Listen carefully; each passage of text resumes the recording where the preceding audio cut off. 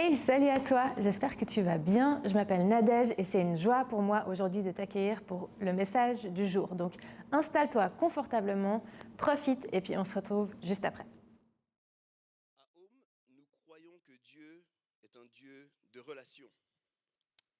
Père, Fils et Saint-Esprit, c'est un Dieu d'amour, d'unité et de communion. Et alors que nous sommes créés à son image, on est fait pour la relation avec Dieu, relation avec nous-mêmes, relation avec les autres. Mais le péché a blessé et fracturé ces liens. Aujourd'hui, la peur, la honte, le contrôle et l'individualisme ont déformé ce que Dieu voulait beau et fécond. Aujourd'hui, nos sociétés vivent une crise du lien. Quelques exemples: famille éclatée, solitude, relations fragiles, identité brouillée, racisme, instrumentalisation de l'autre, oppression, sexualité idolâtrée, totalement redéfinie et en constante redéfinition. Les relations sont à la fois centrales et désirées, recherchées et pourtant souvent un lieu de profonde blessure. La bonne nouvelle, les amis. La bonne nouvelle, c'est qu'en Jésus, au travers de Jésus, par Jésus, Dieu veut restaurer ce qui est brisé. Il veut réconcilier, guérir, réapprendre à aimer. Je vais le répéter, je crois que vous n'avez pas entendu la bonne nouvelle. Je répète au cas où. En Jésus, au travers de Jésus, par Jésus, Dieu veut restaurer ce qui est brisé, il veut réconcilier, guérir et nous réapprendre à aimer. C'est pour ça que régulièrement, on vit ici une série qu'on a intitulée Relations saines. Et en fait, cette série, c'est un appel à la restauration de nos relations. C'est un moment où on veut réfléchir à comment vivre nos amitiés, comment vivre nos familles, comment vivre nos amours, comment vivre nos célibats, comment vivre nos relations à l'État, au monde professionnel, nos relations à notre prochain, nos relations à nous-mêmes d'une façon qui reflète le cœur de Dieu, ce qu'on appelle aussi son royaume. Et je crois, les amis, ça c'est mon cœur avec cette série. Pour la petite histoire, au départ, c'était juste une série d'une fois. Et puis on a senti que Dieu faisait quelque chose et nous invitait à autre chose. Mon rêve, c'est qu'on puisse devenir le plus grand témoignage possible en tant qu'Église. C'est-à-dire offrir des relations qui sont saines, qui sont vraies, qui sont enracinées dans la présence et l'amour de Dieu. Je crois que dans ce monde fracturé, chaque relation restaurée, c'est un signe du royaume qui vient. Je vais le répéter pour ceux qui prennent des notes. Chaque relation restaurée, est un signe du royaume qui vient. On devrait chercher, les amis, à vivre des relations saines. Alors bienvenue à tous, ça a été dit, je m'appelle Yves, je suis le pasteur ici, un des pasteurs ici, le pasteur principal à Home en général, et je me réjouis de passer ce temps avec vous et d'ouvrir cette série. Franchement, c'est un message qui était difficile à condenser. Je me suis dit, rien que sur ce message, j'aurai déjà 4 messages. Sam, qui m'aide à la projection, a dit, ton message va durer 4 heures, parce qu'il a vu mes slides. J'ai dit, on va essayer de faire ça en 3h30. Non, je rigole. Mais il y a beaucoup, vous verrez, prenez des notes. Si vous avez une Bible, vous pouvez déjà la préparer. On va aller très vite dans Romains au chapitre 12. Préparez simplement, je ne vais pas vous dire, on ne va pas lire depuis le début du chapitre, mais comme ça vous êtes prêts. Romains au chapitre 12. Quelques infos ici. Je ne sais pas si vous le saviez, mais selon une étude récente en Suisse, environ 1 personne sur 2 reconnaît un manque de solidarité. Si tu as un doute sur ça, juste marche dans la rue un petit moment. Tu verras qu'on manque de solidarité.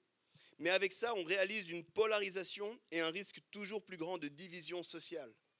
C'est une crainte qu'on a de plus en plus dans les pays en Occident, une division sociale. Et dans certains pays, on a commencé à voir le départ de cette division sociale. On le voit aussi avec les médias qui jouent sur ce qu'on a appelé l'économie de l'indignation. Je ne sais pas si vous avez entendu parler de ce terme, mais l'idée c'est qu'ils utilisent des titres et des contenus polarisants, qui viennent exploiter justement la colère, l'indignation, le jugement moral pour capter l'attention. Ils cherchent à nous montrer lesquels de droite, lesquels de gauche, lesquels ont raison, lesquels ont tort.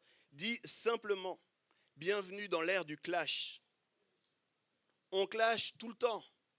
On est invité à clasher encore et encore. Et je crois qu'à bien des égards, ce clash est aussi présent dans l'Église, les amis. Alors voilà une réflexion pour nous ce matin. Et si le royaume de Dieu nous appelait à une logique différente? Si le royaume de Dieu nous invitait non pas à la polarisation, non pas au clash ou à l'humiliation, mais à l'écoute, à l'empathie, à la bonté, même dans les désaccords. Imaginez un peu le drôle de monde qu'on ferait. Et c'est mon idée centrale. Je crois qu'on est invité à vivre une contre-culture, ce qu'on a appelé aussi une minorité créative, à manifester un royaume qui semble aller à l'envers. j'aimerais qu'on nous dise vous êtes des fous parce que vous aimez beaucoup trop. Et c'est ce qu'on a dit des chrétiens dans l'histoire, les amis, puis j'aimerais qu'on le répète aujourd'hui encore, de ceux qui suivent Jésus. Vous êtes des fous. Vous allez à l'envers. Vous êtes un endroit où les premiers sont les derniers et les derniers sont les premiers. Vous êtes un endroit où ceux qui veulent être leaders sont serviteurs, où on ne vit pas le clash et le mépris, mais la bonté et l'amour. Alors c'est le titre de mon message, « Oser la communauté d'amour dans un monde de mépris ». Oser la communauté d'amour dans un monde de mépris. Puis je pense que ce n'est pas une surprise, c'est pour ça que c'est aussi difficile de travailler ce message, parce que si je vous disais on va parler d'amour, la plupart diraient bien sûr.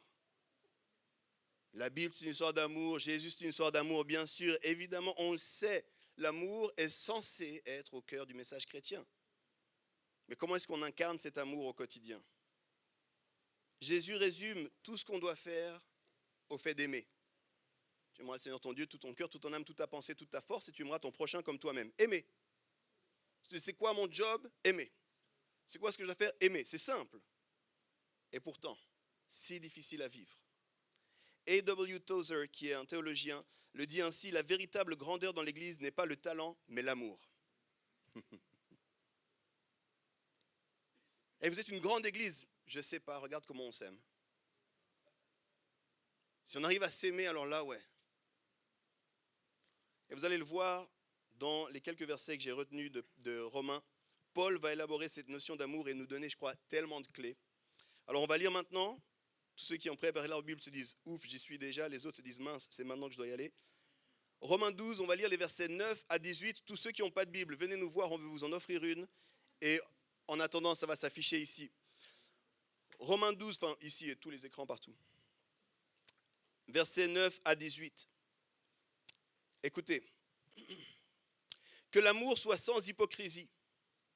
Ayez le mal en horreur. Attachez-vous au bien.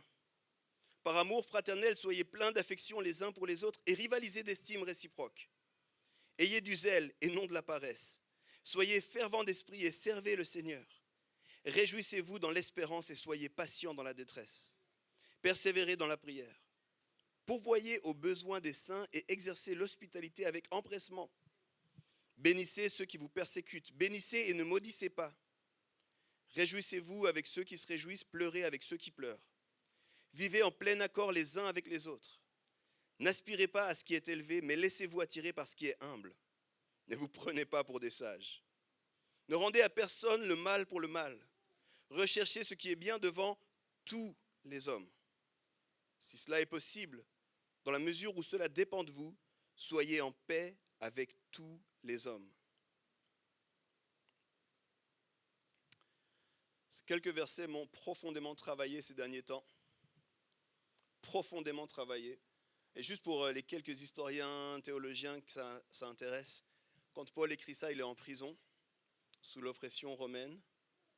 Et il vit, je pense, un des moments les pires que tu peux imaginer. Quand il dit ça, puis qu'il dit « aimez tous », il faut savoir que l'empereur qui était à cette époque-là avait pour plaisir de torturer les chrétiens de façon ignoble. Il les mettait, il les aspirait de cire et il les faisait brûler dans son jardin. C'est ce genre de gars-là. Et Paul dit, essayez d'être en paix avec tout le monde. Juste en prison, voilà ce que je risque. Mais les gars, aimons-nous. Romains, c'est la lettre la plus riche de l'apôtre Paul. C'est la lettre la plus dense aussi. Beaucoup la considèrent comme sa lettre principale. On y trouve en fait la présentation la plus complète et systémique de sa théologie à lui. Et dans sa construction, puis la plupart des lettres de Paul sont comme ça. La première partie, c'est vraiment la théologie à proprement parler. C'est pour ça que c'est difficile. Au début, quand vous lisez, souvent il y a une hymne à Christ, puis après il y a la théologie de Paul. Et puis la deuxième partie, c'est la pratique. Qu'est-ce qu'on fait de tout ça? C'est vraiment intéressant, parce que jusqu'à Romains 11, vous êtes dans la théologie. Si vous lisez Romains 1 à 11, vous allez voir ça. Paul va montrer notamment comment l'évangile révèle la bonté de Dieu, comment c'est une invitation à une nouvelle humanité en Jésus, qui est appelé le nouvel Adam. On est censé mourir à nous-mêmes, renaître en Christ, passer par les eaux du baptême. Et puis ensuite, il montre comment spécifiquement juifs et gentils, à l'époque, deux groupes ethniques distincts, de races différentes, sont appelés à être rassemblés dans une nouvelle famille multiethnique. Ça, c'est les derniers 3 chapitres juste avant. Et puis du coup, le projet de Dieu, c'est de créer une nouvelle humanité réconciliée et unie. Ça, c'est toute la théologie de Paul, de Romains 1 à 11. Puis ensuite arrive la partie pratique. On a compris ça, on se dit, ok, c'est sympa. Alors, si vous lisez, c'est dense. Hein. Ça demande qu'on s'arrête, qu'on étudie, tout ça, mais c'est dense. Puis après arrive le chapitre 12. Puis en fait, c'est vraiment intéressant parce que si vous lisez le tout départ du chapitre 12, il dit, je vous encourage donc. Quand il y a un donc, il faut regarder ce qu'il y a avant. Je vous encourage donc. Ok, donc à la lumière de tout ce que j'ai dit, voilà mon encouragement. D'autres traductions disent, puisque Dieu a manifesté sa bonté envers nous. Donc tout ce que j'ai dit là, c'est la bonté de Dieu manifestée. Maintenant, je continue. D'autres traductions en anglais, j'aime trop, disent simplement, c'est pourquoi. Donc quand tu commences en disant c'est pourquoi, il faut lire c'est pourquoi quoi. Donc il y a besoin que tu comprennes tout le cœur de l'évangile, puis il dit maintenant que vous avez compris ça, donc il s'adresse à des disciples de Jésus. Et il est en train de leur dire voilà comment vous devez vivre. Et puis ensuite commence la notion de métanoïa, de la transformation, c'est le début de Romains 12, ne vous conformez pas au siècle présent, soyez renouvelés. Et puis ensuite arrivent ces quelques versets qu'on a lus. Ce n'était pas beaucoup de versets, hein. Je ne sais pas s'il y a quelques-uns qui ont essayé rapidement ou qui ont été sensibles au nombre d'impératifs qu'il y avait dans les versets qu'on a lus. Alors j'ai fait le calcul pour vous, dans notre traduction, il y a 28 impératifs. C'est pour tous les gens qui disent non, il n'y a pas de commandement dans le Nouveau Testament. Juste là, il y en avait 28. C'est pas mal, 28. Puis si tu étudies, parce que certains disent ouais, mais il s'est répété 2-3 fois, tu as raison. Il y avait 26 commandements, voire 24, parce qu'il y a des fois, il donne un impératif positif, puis l'impératif négatif qui va avec. Faites ça, en d'autres termes, ne faites pas ça. Puis il y a d'autres moments aussi, il a répété 2 fois avec des impératifs différents. Donc il y a 28 commandements, 28 recommandations. Alors tu imagines un message de Yves en 28 points? On s'en sort pas là. Du coup, j'ai décidé de les organiser en 3 mouvements, 3 temps, parce que ceux qui me connaissent savent, j'aime les 3 points dans les messages. Donc on va voir 3 points toujours ce matin, malgré les 28 commandements. Vous êtes prêts pour les 3 points? On y va. Le premier, aimer en vérité. Un amour sincère qui est enraciné dans le bien. Paul commence la section que j'ai retenue en disant la chose suivante. Que l'amour soit sans hypocrisie, ayez le mal en horreur, attachez-vous au bien. En une seule ligne, Paul donne 3 fondations pour une vie d'amour. Un amour sans hypocrisie, c'est la première chose. Et le mot original en grec, c'est sans masque. Que votre amour ne porte pas de masque. Il y a une des traductions en français, je ne sais plus laquelle qui le traduit comme ça. Un amour qui n'est pas une façade ou une stratégie spirituelle. Un amour qui n'est pas juste pour paraître bien sympa.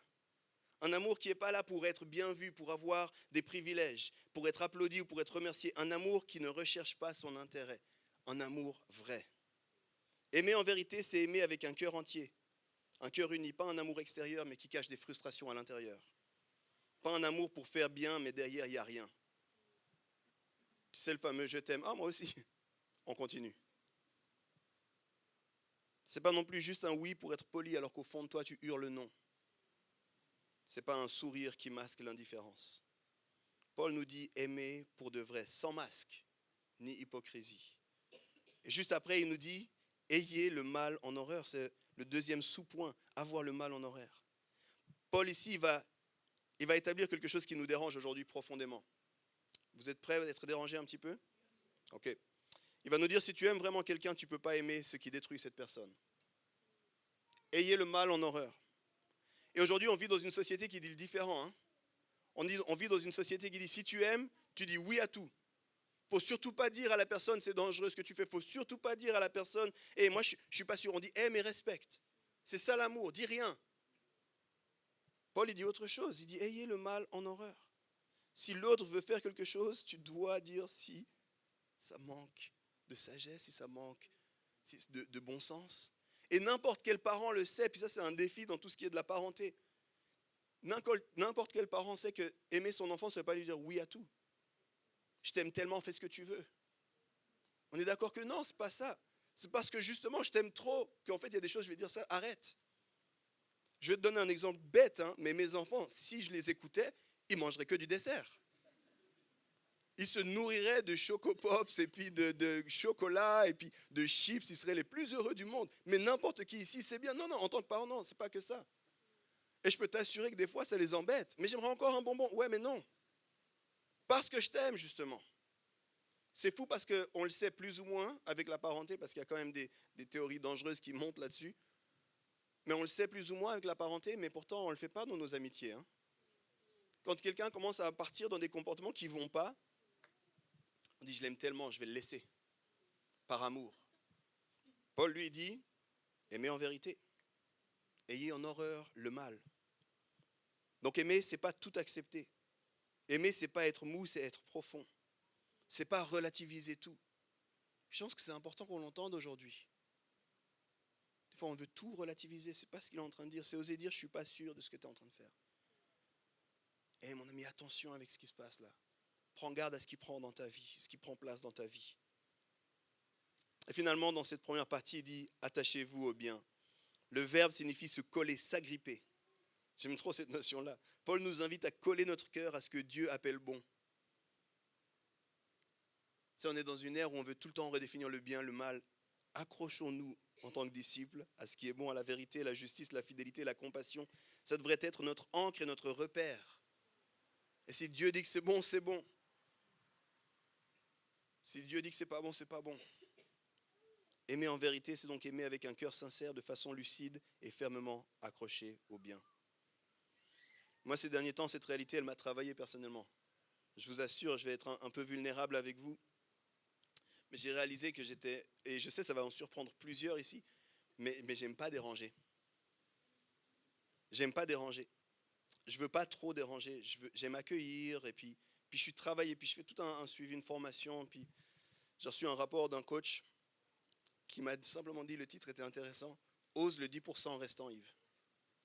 Je sais, c'est-à-dire quoi, ose le 10% restant? Je suis plutôt du genre de gars qui va jusqu'au bout des choses et tout ça. Et quand je parlais avec la personne, puis je le revois mardi, là, je me réjouis un peu. Il me disait, tu dois oser dire ce qui dérange, tu dois oser dire ce qui te dérange, tu dois oser dire ce qui te met mal à l'aise, tu dois dire les choses plus vite. Je pense que je ne suis pas le seul là-dedans. On ne veut pas déranger, c'est ok.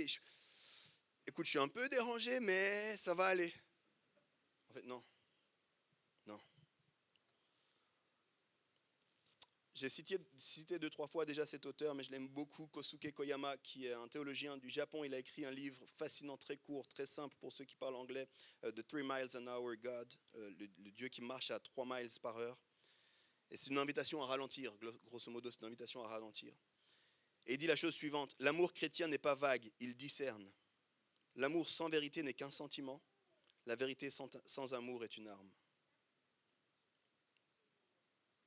Je vous laisse prendre des photos là.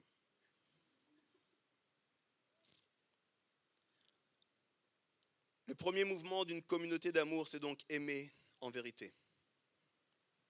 J'arrive à mon second mouvement. Aimer activement.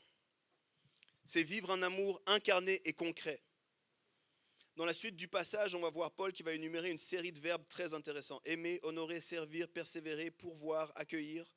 Et c'est plein de manières de rendre l'amour concret. Tu sais, nous, on est un peu des héritiers de la pensée grecque. On aime la pensée, hein. On aime considérer les choses. On aime se poser des questions sur qu'est-ce que ça veut dire être beau. On aime philosopher sur l'amour. Puis alors on y va de citations plus belles les unes que les autres. Et puis j'aime trop Paul parce que Paul est là, bon, dans le concret ça ressemble à ça les amis. Alors j'en ai sorti quelques-uns, mais il y en a plus, hein, il y en a 28, mais pour se marrer j'en ai sorti quelques-uns. Le premier, soyez pleins d'affection les uns pour les autres, plein d'affection. Ici, le terme utilisé, c'est un mot familial, c'est une notion de vraiment de tendresse, de proximité. Un terme pour parler en général de l'amour entre les membres d'une famille. C'est intéressant ici, il n'y a pas de la distance, il n'y a pas de la froideur, mais une véritable chaleur. On est proches les uns des autres, une proximité qui dit « tu comptes vraiment pour moi ». C'est un amour qui voit dans un monde où tout devient fonctionnel.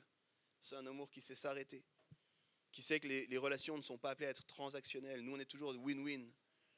Je te parle en fonction de ton réseau, je te parle en fonction de ce que tu ressembles, je te parle si tu peux m'aider. Puis là, lui dit non, soyez proches les uns des autres.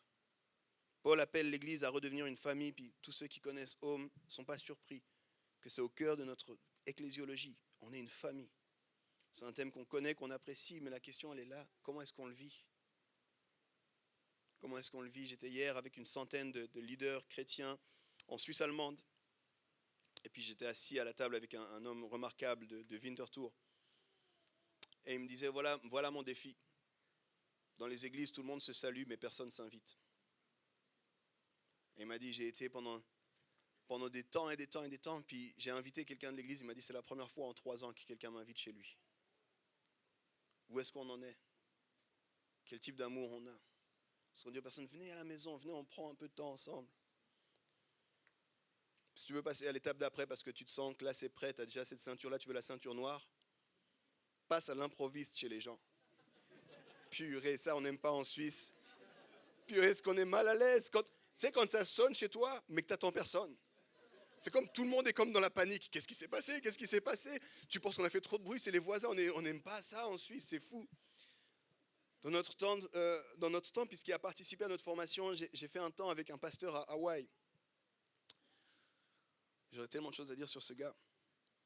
Et à un moment donné, il me dit, aujourd'hui c'est la journée des visites pastorales. Je dis, ah ok, c'est cool. Il m'a dit, du coup on va et on visite. Et j'ai dit, chez les gens? On m'a dit, chez les gens. Je dis, mais tu les as prévenus? Il m'a dit, ben non, c'est le principe. Je vais, comme ça on voit la vraie vie. Et il m'a dit, tu sais comment c'est quand tu préviens la personne? Elle va ranger chez elle, les enfants sont tout bien habillés, ils sont en train de faire leurs devoirs, assis à une tablette. Non, tu passes. Je dis, mais... Et moi, tu sais, je suis suisse. Il y avait plein de choses qui me dérangeaient. Puis je lui ai dit, mais j'ai pensé à un truc de Suisse. Je dis, mais si les gens ne sont pas là, on va perdre du temps. Ça, c'est très suisse aussi comme pensée, tu sais. Je vais faire le trajet jusque là-bas, il n'y a personne. Au moins, écris un message, dis-leur, on arrive ou quoi. Il a dit, non, on passe. Je dis, mais qu'est-ce qu'on fait si les gens ne sont pas là? Il dit, on met un petit mot. On est passé vous voir, on espère que vous allez bien. À très vite. Et il me disait, dans l'équipe de visite, ils avaient une grande église là. Dans l'équipe de visite, ils redoublent l'un l'autre de qui va faire le plus de visites. Il m'a dit, la meilleure semaine, il y a quelqu'un qui a fait 60 visites dans la semaine. 60 visites. C'est une personne qui était retraitée, puis il était trop content. Il prend sa voiture, il va chez les uns, et ils ont un rêve. Ils sonnent, ça va, oui, ça va, je peux prendre le café. Qu'est-ce que tu racontes et tout ça? Pas que je vais chez le prochain. Imagine. Mais moi, j'ai envie de te dire, il faut qu'on redevienne une famille. Moi, j'aime tellement, parce que chez nous, c'est la guerre. La plupart du temps, on n'a pas le temps de tout préparer. Tu vois que même ici, pendant la louange, c'était déjà la guerre. Alors, t'imagines même pas à la maison. J'aime quand les gens passent à l'improviste, parce que je suis là, voilà à quoi ça ressemble, ma vie. Avec un enfant qui pleure, l'autre qui est en culotte. C'est ça, on essaye.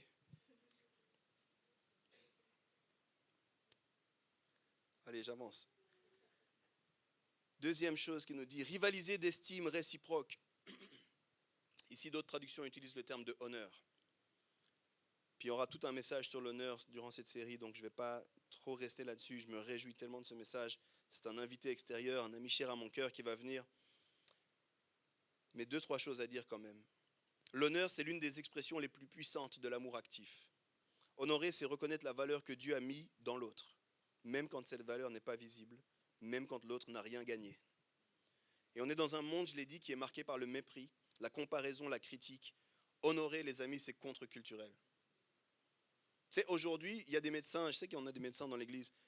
Aujourd'hui, même le médecin, tu ne l'honores plus. Tu arrives chez le médecin comme si tu savais mieux que lui. Tu sais, le gars a fait, je ne sais pas, des dizaines d'années d'études. Et toi, tu arrives et tu dis, bon, c'est ça mon problème, il faudrait faire une petite prescription.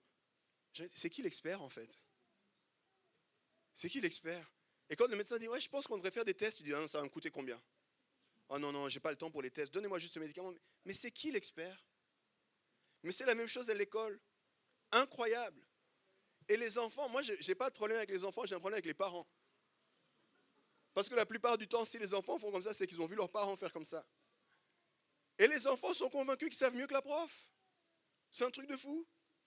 L'enfant dit, non, on ne fait pas comme ça, on fait comme ça. Mais t'as 8 ans là. T'as 8 ans. Tu sais même pas t'acheter tes chaussures correctement. Laisse-moi t'apprendre la vie. Tu parles de quoi? Honorer, c'est contre-culturel, les amis. De respecter quelqu'un, c'est contre-culturel. C'est dire par nos paroles et nos attitudes, tu es précieux, tu as de la valeur, je te reconnais. Et je te vois, je te reconnais.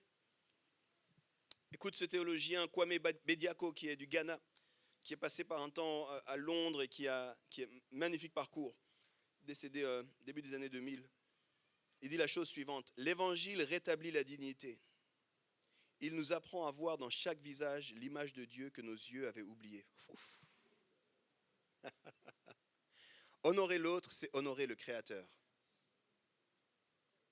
Honorer l'autre, c'est honorer le Créateur. C'est-à-dire manquer de respect à l'autre, c'est manquer de respect à Dieu.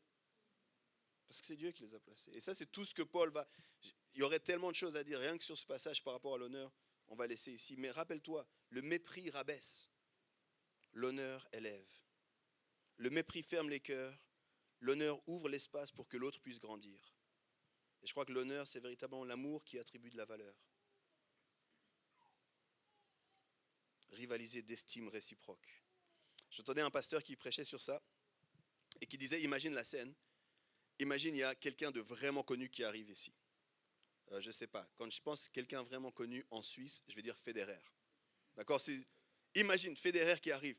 Je pense tout le monde, Federer est dans le coin, ici au milieu, il est dans la louange, et j'imagine tout le monde. Chantez moins fort, je veux juste voir s'il chante juste ou pas juste. Regarde, il y a Fedi. Regarde, il lève les mains. Je pense qu'on serait tous un peu, wow! Mais réciproque d'avoir ça. Et il y a Aurélia. C'est qui Aurélia? La maman de 3 enfants. What? Elle est là aujourd'hui. Incroyable. Et le texte, en fait, il dit même, pour tous les compétitifs, soyez en compétition d'honneur les uns avec les autres. Démontrez davantage d'honneur. Je suis tellement content, cette personne est venue. Je sais que sa semaine est difficile. Je sais le boulot qu'elle a. C'est incroyable. Attends, il est venu avant alors qu'il a des enfants à la maison. Je sais ce que ça veut dire. Sa femme est restée seule. Préparer les enfants, venir après. J'ai de l'honneur. Est-ce qu'on a de l'honneur les uns pour les autres? N'attends pas que Federer arrive pour montrer l'honneur. On est tous faits à l'image de Dieu. Et rien que pour ça, on mérite tous d'être honorés. Ayez du zèle. Servez le Seigneur. Aimer activement, c'est aussi servir. Ok, je vois que ça vous fait un peu douter. C'est bientôt Noël, hein? Si jamais tu ne le savais pas, ne tarde pas trop pour les cadeaux, ça va très vite s'enflammer. Et ça va devenir très vite insupportable d'aller en ville. Si tu vas pour fêter Noël avec ta famille, et que, cas qui m'arriverait à moi, ma maman dit, tu peux m'aider à mettre la table. Tu sais que mes frères et moi, on va se battre pour mettre la table. Non, laisse-moi mettre la table, s'il te plaît. Maman, elle a fait tout ça, elle a préparé, laisse-moi mettre la table. Et puis mon frère va dire, on fait à 2, Yves. On fait à 2, ok, on fait à 2, on met la table à 2, on est content. Mais tu sais qu'il n'y a personne qui va s'asseoir en disant, ici c'est normal que je reste assis calme. Personne.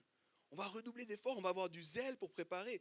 Quand on va arrêter la date, je suis sûr que chez vous c'est la même chose, on commence sur le groupe de famille de dire qui prend quoi. Puis si quelqu'un dit, ah je m'occupe de ça, on dit, ah yes, super, moi je vais m'occuper de ça. Puis si seulement on vivait la même chose à l'église. C'est une idée folle, hein? Aimer activement, servir. Hey, comment je peux aider? C'est incroyable. Et plutôt que d'arriver et de dire, oh, ils sont encore dans la répétition de louange. C'est un peu de retard ce matin. Hein? Plutôt que d'arriver ici et de se dire, oh, c'est même pas bien rangé les chaises ici. Non, comment je peux aider? Comment je peux faire? Qu'est-ce qui se passe? Comment je peux me mettre au service? Pas par obligation, mais par amour pour Dieu. Les amis, une église qui aime est une église qui sert avec joie et avec constance, qui ne se fatigue pas de faire le bien. Moi, je suis tellement triste parce que dans les histoires de pasteurs, d'églises, il y a une statistique que les pasteurs essaient de battre. Je peux vous en parler? Je vous assure, c'est terrible. On essaie d'avoir plus de 30% de gens qui servent dans l'église. Parce qu'on sait, c'est une loi qui s'appelle la loi de Pareto, on sait que 20% font le travail de 80%. Et du coup, on se dit comme ça, vous avez des bénévoles, vous avez des gens qui servent, puis si on arrive à 30, les gens sont comme, vous avez un secret. Vous avez un secret que nous, on n'a pas encore craqué. C'est le code. Moi, c'est dramatique quand tu es entre pasteurs, tu dis, mais t'imagines ça à la maison? Moi, j'ai une grande famille, quand on fait Noël, on est environ 25. Imagine si seulement 30% donnaient un coup de main. Ce serait rien. Moi, je faisais l'analogie, je me disais, ce serait horrible. Ce serait horrible. Et je sais, parce que je connais ma famille, que les autres seraient mal à l'aise de ne pas servir. Ils seraient mal à l'aise d'arriver et puis de voir que tout est fait, mais eux, ils n'ont rien fait. Je sais que sur le groupe, si je disais, même maintenant, je pourrais prendre et puis je disais, écoutez, ce Noël, je m'occupe de tout, vous vous occupez de rien. Je sais que ma mère m'appellerait, il s'est passé quoi, Yves? Pourquoi tu veux t'occuper de tout? Tu ne nous aimes pas? Tu ne crois pas qu'on fait assez bien? Après, mon père, il dirait, j'ai appelé ton frère, il va quand même t'aider. On refuserait qu'une personne fasse tout. Je pense que dans vos familles aussi, on refuserait ça. À l'église, on ne refuse pas ça. Je continue.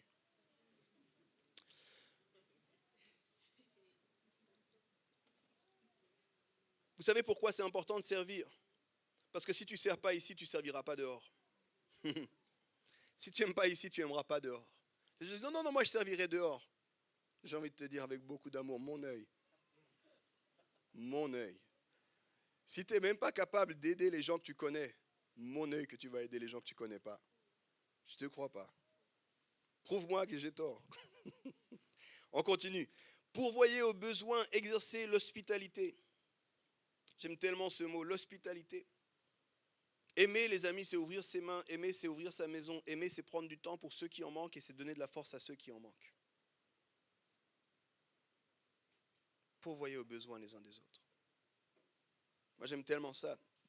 Et j'ai envie de vous dire, l'hospitalité, c'est un acte prophétique. Dans un monde où chacun vit derrière ses murs, accueillir devient une manière d'annoncer l'évangile. Dans un monde marqué par la solitude, où tout le monde est seul, commence à dire, viens à la maison. Tu verras. Allez, petit exercice pour toi, il y aura 2 exercices après. Prends-moi pas au sérieux, essaye. Dis-toi, je vais au travail et je vais inviter un collègue, spontanément, sans raison, à venir manger à la maison. Regarde ce que ça fait dans le cœur de ton collègue. Dis-lui, hey Joe, ça fait un petit moment qu'on travaille ensemble, je trouve génial. Est-ce que tu serais OK de venir une fois manger à la maison? Ça me ferait vraiment plaisir. Moi, je sais que ça bouscule les gens. Même si Joe dit non, il va aller dire vers ses amis, et j'ai un collègue qui m'a proposé d'aller chez lui. Et tout le monde sera là, quoi? Mais c'est un fou, vous vous connaissez comme ça? Vous avez des trucs? Non, justement, c'est ça qui me fait peur, je ne connais pas sa famille, il m'a invité chez lui. Imagine le truc, chez lui. Dang. Henry Nouwen dit la chose suivante, l'hospitalité n'est pas pour convertir les gens à nos voies, mais pour offrir un espace où l'étranger peut devenir ami. Chiche.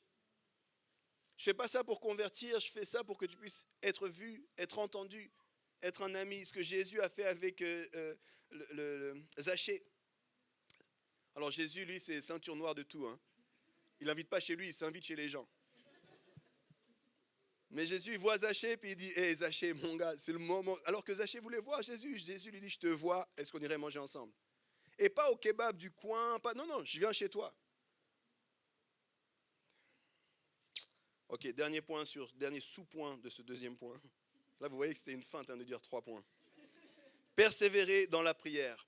Je crois que Paul, il a très vite compris, quand il écrivait cette liste, il a dû se dire, elle est bien cette liste, mais elle est trop folle, c'est trop fou. Ça ne va pas marcher. Et il sait que ce n'est pas naturel, alors il nous donne le secret, la prière. Les amis, la prière, c'est le lieu où notre cœur est renouvelé. C'est le lieu où les frustrations sont déposées. C'est le lieu où l'amour est ravivé. C'est le lieu où on apprend à regarder les autres avec les yeux de Christ.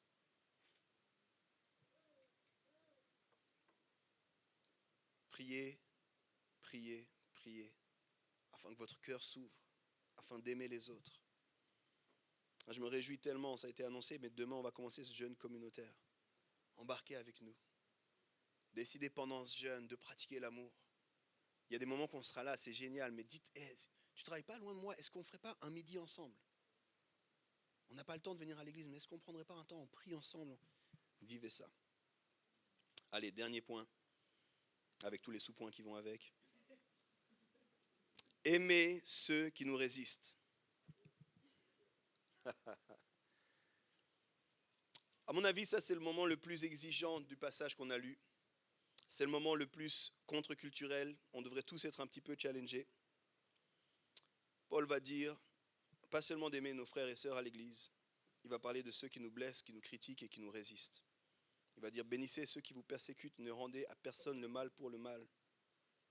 Ça c'est contre-intuitif, les amis. Et je crois que c'est là que l'amour devient surnaturel, justement. Jésus va le dire aussi, aimer ceux qui nous aiment, c'est facile. Aimer ceux qui nous ressemblent, c'est facile. Mais aimer ceux qui sont à l'opposé de nous, ceux qui sont contre nous, c'est là que c'est difficile. Watchman Nee le dit comme ça. Le véritable amour chrétien commence lorsque l'amour naturel s'effondre. Là où nous ne pouvons plus aimer, Christ commence à aimer en nous. C'est là que ça devient dur. Et c'est là qu'on doit s'appuyer sur Dieu. Ok, je ne suis plus capable. Seigneur, donne-moi ce que moi, je n'arrive plus à faire. Emmène-moi plus loin dans mon amour. Bénir ceux qui nous blessent.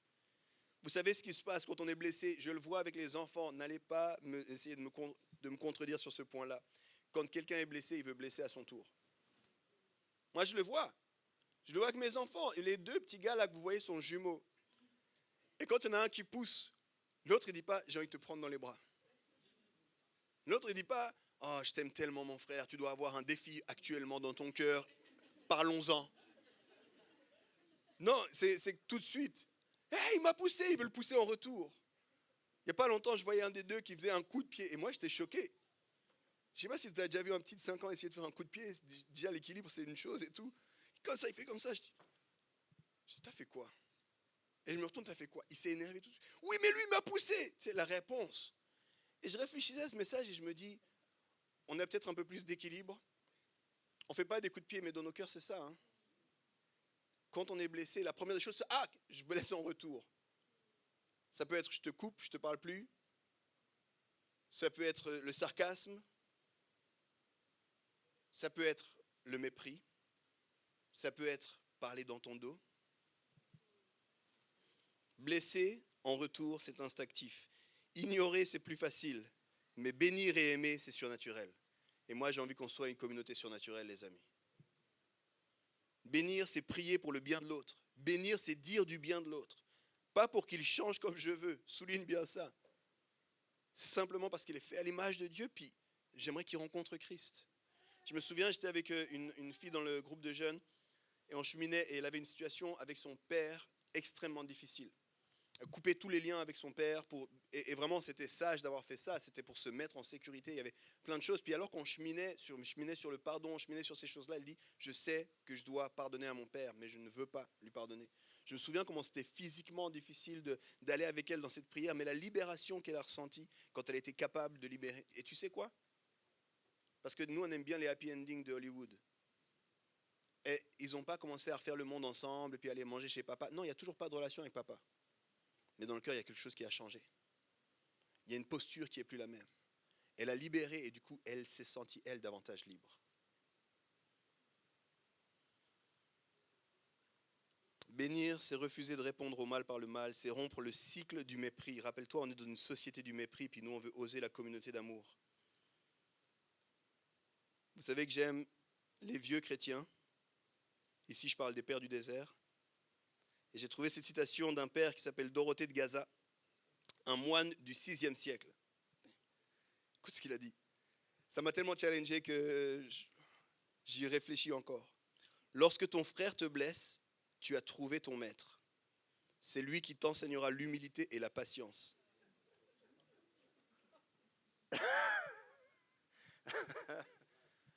Non? Humainement, j'ai envie de dire non. Mon frère, il me blesse, je le bénis de loin. Mais il dit non, ça t'apprend l'humilité et la patience. Aime-le. Ça prend des moines dans le désert pour te dire ces phrases-là. Tu sais. Ça, c'est pas un théologien de Lausanne 2025 qui écrit ça. Réjouissez-vous avec ceux qui se réjouissent et pleurez avec ceux qui pleurent. Paul appelle aussi l'Église à devenir un espace où la joie de l'un devient la joie de tous, mais où la douleur des uns devient aussi la douleur de tous. Aimer pour de vrai, les amis, c'est entrer dans l'expérience de l'autre. C'est porter ensemble, c'est célébrer ensemble. Et ces temps, on l'a expérimenté ici, à l'Église en particulier. Je vais vous donner juste un exemple, mais il y a eu d'autres exemples. La joie des uns qui se marient et qui ont des enfants, c'est notre joie à tous. Cette année, on était débordés avec l'équipe pastorale, il y avait trop de présentations de bébés. On était rendu à un stade où on était comme, à chaque fois qu'on va arriver dans l'église, on va nous annoncer qu'il y a quelqu'un qui est enceinte. On était comme, c'est pas possible, ces ventres qui poussent de partout, qu'est-ce qui prend place? Et on était avec les équipes de l'accueil, de l'enfance, en train de dire, il faut qu'on échelonne les présentations de bébés parce qu'on a trop de présentations, on n'a pas assez de place si on devait faire la présentation pour tout le monde. C'était vraiment la joie. Et pareil pour les mariages. On a recommencé un nouveau cycle de mariage. C'est quoi, 6 ou 7 couples qu'on accompagne au mariage? Chaque année, il y a comme ça des couples. On est tellement contents avec eux, on se réjouit, on en parle, c'est vrai. Et en même temps, on sait que ça rappelle et ça attise la souffrance des autres. Ceux qui souhaitent avoir des enfants, mais qui n'y arrivent pas. Ceux qui souhaitent le mariage, mais qui vivent le célibat. Comment être dans cette tension? Comment accepter que la joie des uns, c'est notre joie à tous, et en même temps, la peine des uns, c'est aussi notre peine à tous? Ça, c'est le défi qui nous est lancé. Que l'un n'efface pas l'autre. Et moi, c'est vraiment quelque chose, ce dernier mois en particulier, le deuil et la joie en tension dans la même pièce. Acceptez le deuil et la joie en tension dans la même pièce. Que l'un n'efface pas l'autre. Continuez à me réjouir avec ceux qui se réjouissent et continuez à pleurer avec ceux qui pleurent.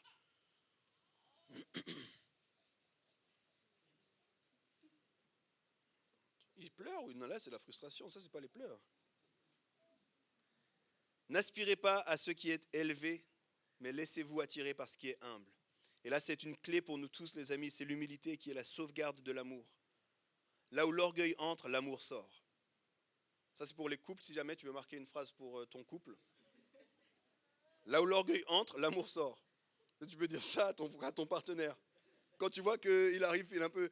Dis-lui pas t'as la grosse tête. Tu lui dis il y a l'amour qui est sorti. Quand ton orgueil est arrivé.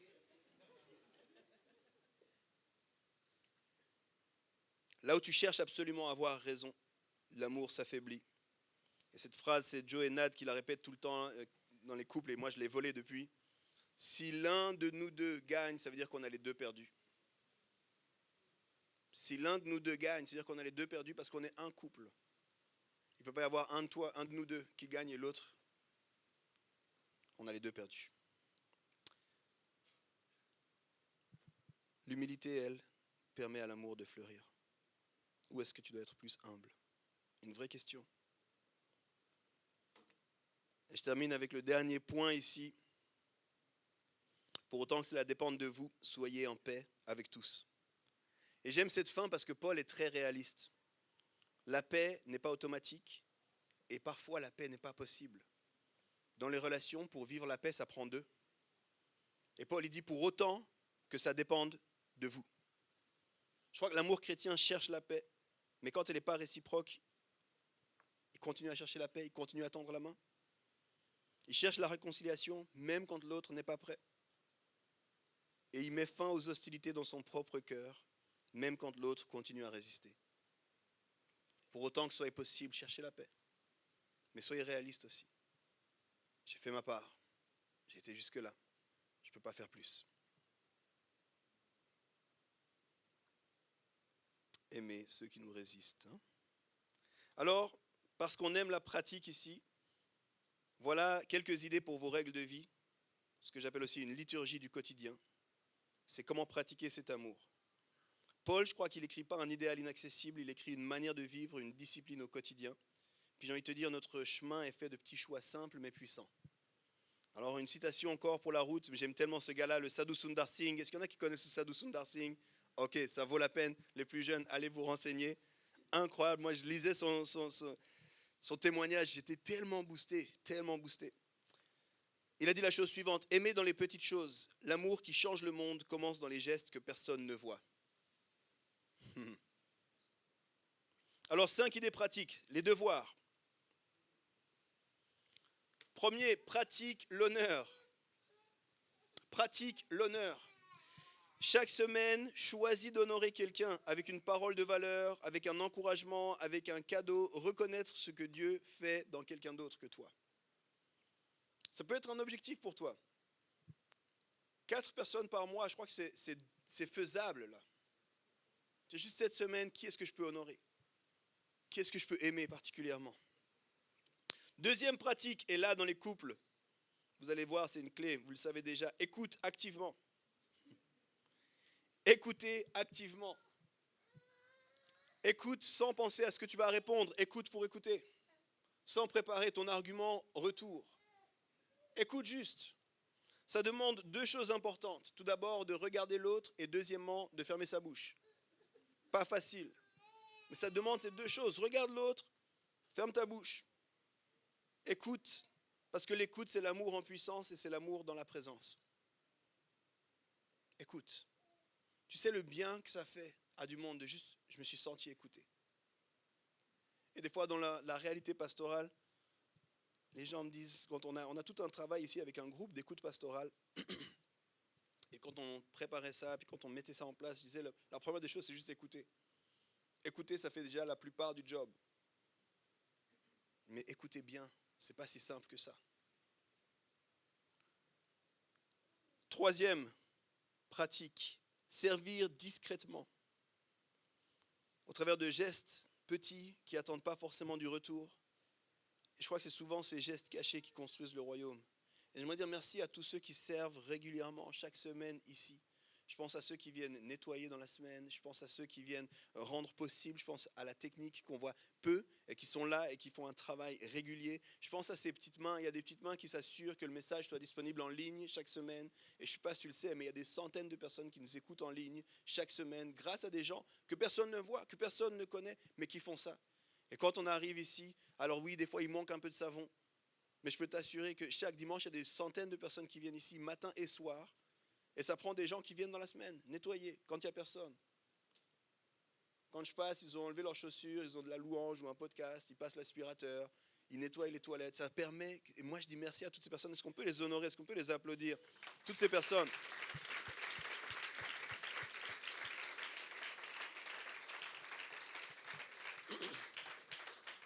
Choisis de servir discrètement. Et encore une fois, ce n'est pas pour ici seulement.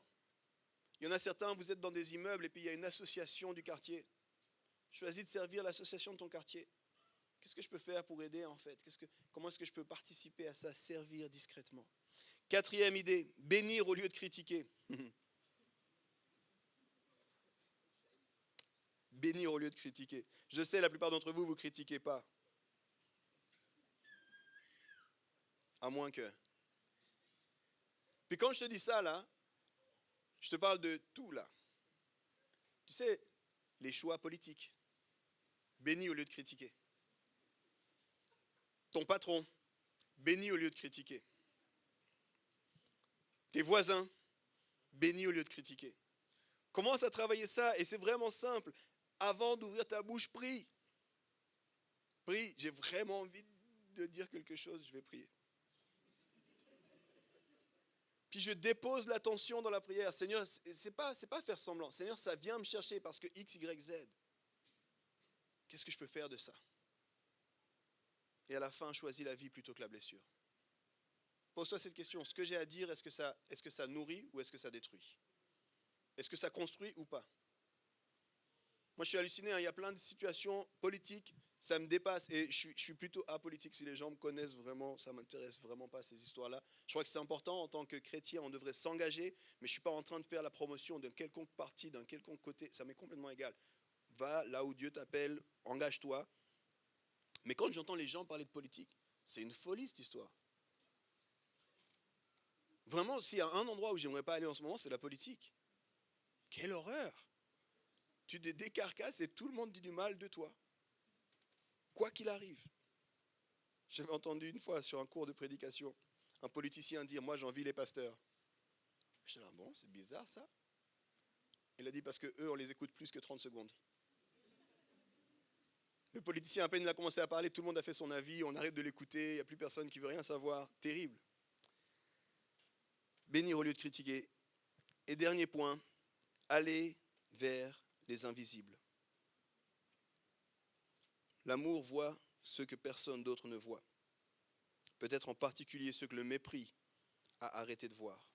Il va vers ceux qui sont en marge, ceux qui sont fatigués, ceux qui sont isolés. Et je crois que c'est là que le Christ aime se révéler justement. Et on en a parlé juste avant, Love Lausanne. Hier, on était avec une petite équipe, j'avais vraiment beaucoup d'émotions. On était dans le centre de l'EVAM à Puy. L'EVAM, c'est un centre d'accueil pour les migrants. Et puis on avait proposé, tu sais, le truc était vraiment d'une simplicité redoutable. Il y avait 6 tables, 10 chaises, des papiers, des crayons, un peu de scotch, des stylos. Et les enfants sont venus, ils étaient libres de venir. Et on jouait avec ces enfants-là autour de la table. Et j'étais tellement ému de me dire des enfants qui vivent des situations très difficiles, déracinés, qui sont dans un centre, qu'il y a juste des gens qui sont là, juste, on va prendre un temps avec toi, on va jouer avec toi, on va prendre un goûter avec toi. Et quand on partait, j'étais là, j'aurais tellement voulu faire plus avec eux. Mais juste pour ce petit sourire, juste, ça vaut la peine, les amis. Et je te dis ça parce qu'il y a Love Lausanne, et puis, ouais, on dit tous l'amour. Hein. Love Lausanne, c'est assez dans le nom, la notion d'amour, si jamais tu la cherchais. Pour les moins anglophones, love, c'est amour. Ou aimer, si jamais. Et c'est fou, hein, ça fait partie des activités les moins prisées de l'Église. Je dis ça, je dis rien. Mais ça fait partie des activités les moins prisées. On va recommencer avec les sacs d'amour. commencer à récolter les denrées. Tu peux aider à faire des sacs. Tu peux aider à distribuer des sacs. Moi, là, j'ai envie qu'on redouble d'efforts. J'ai envie qu'on redouble d'efforts parce que voilà ce que j'ai envie secrètement, c'est que tout le quartier de la Borde se retrouve à dire, mais c'est qui ces fous qui aiment comme ça? C'est qui ces fous qui sont comme ça à nous aimer, nous tous, indépendamment de où on vient, de nos statuts, de nos croyances, qui nous aiment tous. Ça, c'est mon cœur. Ça va prendre une communauté pour le vivre. Alors je termine, la louange pouvait revenir. Une communauté d'amour. J'ai commencé en parlant de la crise du lien dans notre société, la solitude, la polarisation, l'éclatement relationnel. On est dans un monde où on méprise plus vite qu'on ne s'écoute, un monde où on se défend plutôt qu'on se donne, un monde qui ne sait plus vraiment aimer. Puis je crois que ce matin, au travers de ces quelques versets de Paul dans Romains, on a vu une autre voix. Une voix qui semble naïve, mais je crois qu'elle est prophétique. Une voix qui semble fragile, mais je crois qu'elle est puissante. Une voix à contre-courant parce que c'est la voix du royaume. Aimer en vérité, aimer activement et aimer ceux qui nous résistent. Et je crois que ce n'est pas seulement un appel personnel, j'espère que tu vas en retirer quelque chose, puis que le Saint-Esprit te donne quelque chose à vivre, toi, à ta place, là où tu es. Et je crois que c'est une invitation pour nous tous à développer une culture différente, une culture de relations saines. On veut être dans un monde fracturé, une communauté d'amour et une guérison pour le monde. Je crois qu'une famille restaurée devient un message. Je crois qu'une amitié réconciliée devient une prophétie. Je crois qu'une relation restaurée, c'est un signe du royaume qui vient. Et moi, j'étais touché ce matin dans la louange, je criais, la voix cassée. Et je me disais, je ne sais pas ce que toi tu penses quand tu loues. Moi, je pense à plein de choses. C'est bizarre notre tête. Puis j'essayais de me concentrer, puis je me disais à quoi est-ce que je peux penser. Puis je pensais à une image qu'on a dans l'Apocalypse, des myriades d'anges qui louent Dieu. Puis on nous dit toutes les nations seront en train de dire Saint, Saint, Saint. Et alors que je pensais à ça, je regardais un peu comme ça discrètement pour ne pas vous déranger pendant que vous louez, parce que je sais qu'on est en Suisse. Et je me disais, quel privilège on a de participer à ce qu'on va faire pour l'éternité. Quel privilège d'être prophétiquement déjà en train de faire ce qu'on va faire pour l'éternité. Différentes nations réunies pour adorer le nom de Jésus. Ce n'est pas à propos de nous, ce n'est pas à propos de ce qu'on a envie, c'est juste, on lui donne toute la gloire.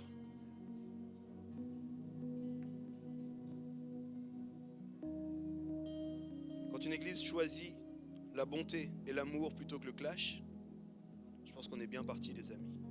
Quand on choisit l'écoute plutôt que le jugement, l'honneur plutôt que la critique, la bénédiction plutôt que la blessure, je pense qu'on est bien parti. Et je crois que quand on fait ça, il y a une part du ciel qui descend sur la terre. Pour nous et pour ceux qui nous entourent. Et je crois que c'est ce que Dieu veut faire au milieu de nous. Pas seulement des croyants plus cool, je déteste ce mot. Pas seulement des croyants qui ont la bonne réponse, pas seulement des croyants plus gentils, mais un peuple nouveau réellement. Une église relationnelle réellement. Une église qui reflète ce Dieu relationnel. Autant à l'intérieur que vers l'extérieur. Une église où l'amour est vécu, incarné et visible. Et les amis, très honnêtement, j'ai du boulot. Et je pense qu'on a tous du boulot. Alors voici la question avec laquelle je vais vous laisser. Quel pas concret d'amour Dieu t'invite-t-il à poser cette semaine? Quel pas concret t'es invité à faire cette semaine? Et c'est pour toi. Si tu prends des notes, écris ce qui te vient. Est-ce qu'on va le faire? C'est ça ma question.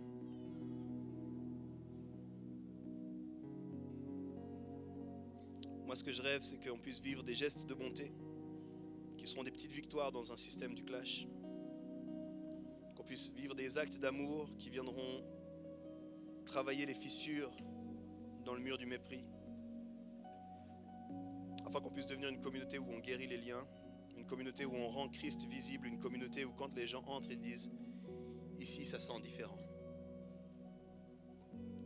Je vais vous inviter à un temps de prière et puis j'aimerais faire deux choses dans ce temps de prière. Il y aura un temps qui sera un temps de silence et je vais vous conduire dans un temps où je crois que Dieu veut parler à tout le monde. Mais avant ça, il y a peut-être des gens qui sont blessés actuellement. Blessés à cause de relations. Blessés à cause de relations, ça peut être dans ta famille, sur ton lieu de travail, avec des amis, ça peut être à l'église. Je crois que c'est un temps où Dieu veut juste restaurer. Et Et tu sais, il y a guérir et puis ensuite il y a marcher dans la guérison. Peut-être que tu as déjà été guéri, mais il faut que le processus continue. Puis si c'est ton cas, j'aimerais que tu puisses juste faire un signe pour que je puisse prier avec toi. Moi, j'ai dû le faire beaucoup ces derniers temps. Et si c'est ton cas, est-ce qu'il y a quelqu'un qui dit, moi, j'ai besoin d'être guéri au niveau des relations. Moi, j'ai besoin d'être guéri en ce moment. Merci pour votre signe, pour les mains qui se lèvent. S'il y a quelqu'un à côté de toi qui a une main levée, mais gardez la main levée et puis on veut juste vous entourer. Parce que je crois, ça c'était un de mes mentors qui disait, les blessures qu'on a eues relationnelles, c'est dans les relations qu'on va les résoudre. Et Dieu va nous inviter dans des relations nouvelles. Il y a des gens qui ont les mains levées à l'arrière, sur les côtés ici. Commencez à les entourer. Mettez juste une main sur leur épaule, montrez-leur, vous n'êtes pas seul là-dedans. S'il y a quelqu'un qui a une main levée, mets une main sur son épaule, simplement. Entourez les gens qui ont les mains levées. Il y a encore ici 2 personnes, vous pouvez vous déplacer un petit peu.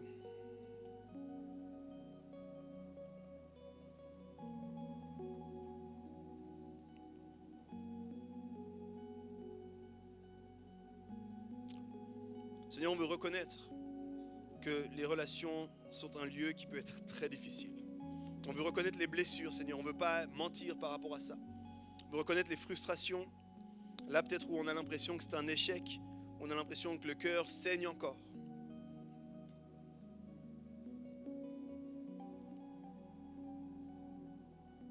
Mais Seigneur, alors qu'on reconnaît tout ça, on veut aussi lâcher ce à quoi on s'accroche. Lâcher si on s'accroche à nous-mêmes rendre justice. Lâcher si on est en train de s'accrocher en disant « Quand X fera ça, alors je pourrai ». Lâcher aussi l'envie de tout comprendre. Par moments, on est blessé, puis on aurait envie de tout maîtriser, tout comprendre. Seigneur, par ton Saint-Esprit, viens. Et je te prie, Seigneur, que par ton Saint-Esprit, tu puisses, Seigneur, guérir là où c'est blessé. Que tu puisses apaiser là où ça fait encore mal. Que tu puisses donner l'espoir là où il n'y a plus d'espoir.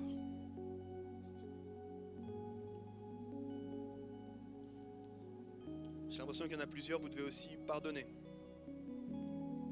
Et il y en a certains, vous devez pardonner à d'autres, mais il y en a certains, vous devez vous pardonner à vous-même.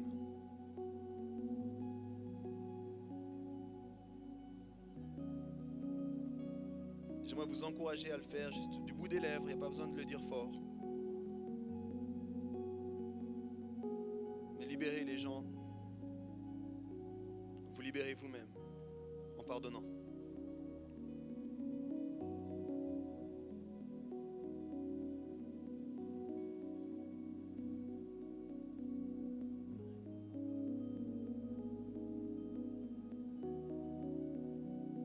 Merci pour ta douceur, Seigneur. Restaure les cœurs maintenant. Restaure les cœurs maintenant.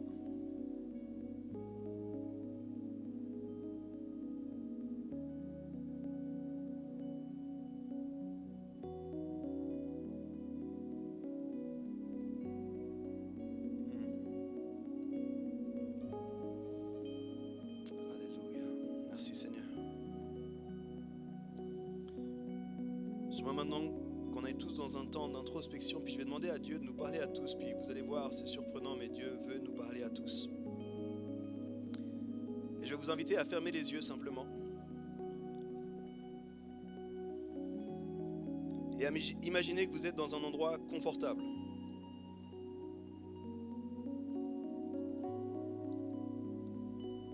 Et maintenant, imaginez simplement que Dieu est avec vous. Vous pouvez imaginer Jésus, c'est souvent plus facile d'imaginer Jésus, parce qu'on en a des images, à travers des films, des séries, de compagnie.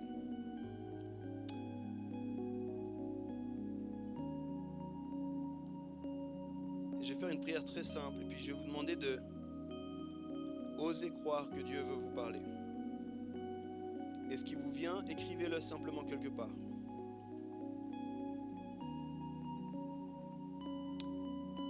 Seigneur Jésus, alors qu'on est dans cet endroit confortable avec toi, je te prie, Seigneur, de venir nous dire ce que tu penses de nous. Dis-nous ce que tu veux nous dire en ce moment.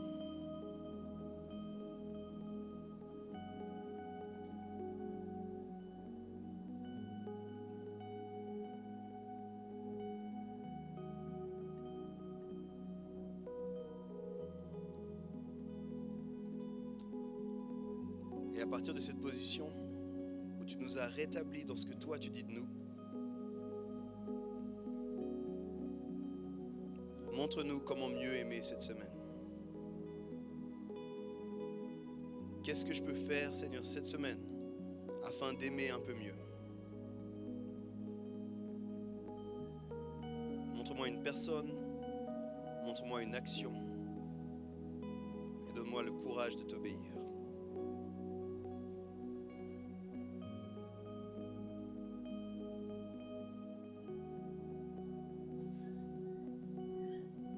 Merci Seigneur. Je veux te suivre Seigneur.